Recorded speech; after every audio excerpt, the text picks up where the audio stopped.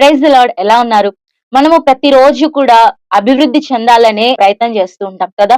ఈరోజు దేవుడు మనకిస్తున్న వాగ్దానము ద్వితీయోపదేశకాండం 30వ అధ్యాయం 9వ వచనంలో నీకు మేలు కలుగునట్లు నిన్ను వర్ధిల్ల చేయును.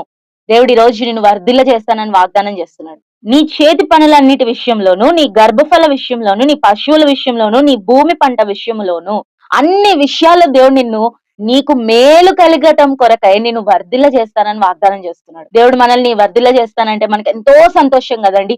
కానీ ప్రామిసెస్ ఆర్ ఆల్వేస్ కండిషనల్ అని గుర్తుపెట్టుకోవాలి. ప్రతి వాగ్దానానికి కూడా ఒక షరతు ఉంటుంది. ఎప్పుడైతే మనం ఆ షరతుని జరిగిస్తామో ఆ వాగ్దానం మన జీవితంలో నెరవేర్చబడుతుంది. ఈ వాగ్దానము దేవుని జీవితంలో వర్ధిల్ల చేయాలంటే ఈ రోజు నువ్వేం చేయాలంటే పైన ఒక ఆజ్ఞ ఉంది. నీవు తిరిగి వచ్చి యెహోవా మాట విని నేడు నేను నీకు ఆజ్ఞాపించి ఆయన ఆజ్ఞలన్నిటినీ గైకొనుచుందువు. నూతన సంవత్సరం వచ్చినప్పుడు ఎన్నో రెజల్యూషన్స్ తీసుకుంటాం కదండి. ఇలా చేయాలి, దేవుని కొరకు అలా జీవించాలి, విశ్వాసంలో వృద్ధి చెందాలని. కానీ మరలా ఎక్కడో పడిపోయి ఉంటాం.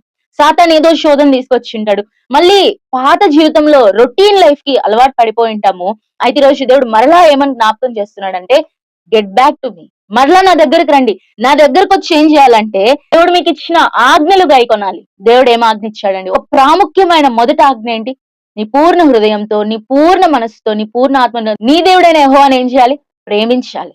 దేవుణ్ణి మనము సంపూర్ణంగా ప్రేమించినప్పుడు దేవుడు మన జీవితంలో వృద్ధి కలుగజేస్తాడు. మన కుటుంబాన్ని ప్రేమిస్తాము, లేకపోతే మనకి ఇష్టమైన వారిని ప్రేమిస్తాము, లేకపోతే పిల్లల్ని ప్రేమిస్తాము, తల్లిదండ్రులను ప్రేమిస్తాం. కానీ ఎక్కడో దేవుని ప్రేమించడం మర్చిపోతాం. యవనస్తులైతే నీ ప్రేమ నాకు వద్దు అనుకునే వాళ్ళని కూడా వెంటబడి మరి ప్రేమిస్తాం కదా.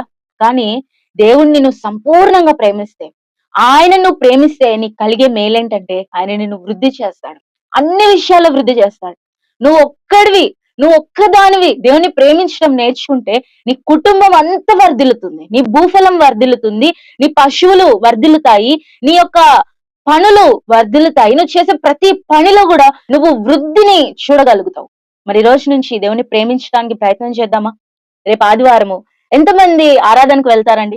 చాలా మందికి పనులన్నీ ఎప్పుడు వస్తాయి? ఆదివారమే వస్తాయి కదా. బహుశా అందరికీ సెలవు దినం అయిండొచ్చు.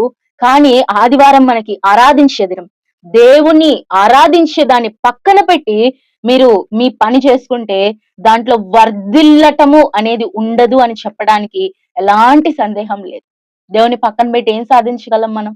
ఏమి సాధించం.